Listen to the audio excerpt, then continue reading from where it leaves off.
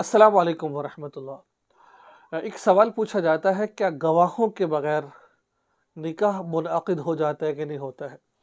ہم نے بہت سارے لوگوں کو مجھے کئی لوگوں کے میسج موصول ہوتے ہیں کہ ہم نے نکاح کیا ہے، اللہ کو گواہ بنا لیا، ہم نے نکاح کیا ہے، قرآن پاک کو گواہ بنا لیا، ٹھیک ہے؟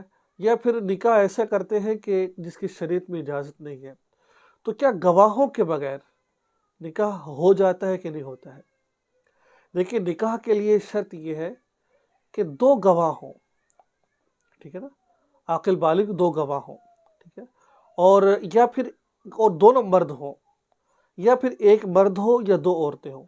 یاد رکھیے، دو گواہ ہوں یا ایک مرد ہو یا دو عورتیں ہوں یا دونوں مرد ہوں، یہ دو اور لڑکا لڑکی کا ایک مجلس میں ہونا، ٹھیک ہے، ضروری ہے۔ اگر لڑکی کے مجلس میں نہیں ہے تو وہ کسی کو وکیل بنا دے اپنی طرف سے، کسی بندے کو، اپنے والد کو، بھائی کو، کیا میری طرف سے وکیل بن جائے، جیسے کہ عام طور پر ہوتا ہے کہ اس کا باپ بھائی وکیل بن جاتا ہے کہ ہاں میری بہن کی طرف سے اجازت ہے، ہم نے اس کی طرف قبول کیا، ٹھیک ہے؟ تو اس طریقے سے بھی نکاح منعقد ہو جاتا ہے۔ تو گواہوں کا موجود ہونا اور لڑکا لڑکی کا ایک مجلس میں یا ان کے وکیل کا ایک مجلس میں ہونا ضروری ہے۔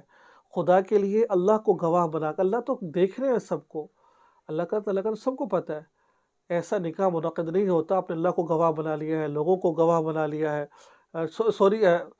کسی کو، یعنی کہ اللہ کو گواہ بنایا ہے، یا پھر دو عورتوں کو گواہ بنا لیا ہے، ٹھیک ہے؟ یا پھر آپ نے قرآن پاک کو گواہ، ایسا نہیں ہے۔ جیسے میں نے بتایا ہے کہ دو گواہ ہونے چاہیے، ٹھیک ہے؟ لڑکا دو مرد ہو یا پھر ایک مرد دو عورتیں ہوں، اس طریقے سے نکاح کر سکتے ہیں۔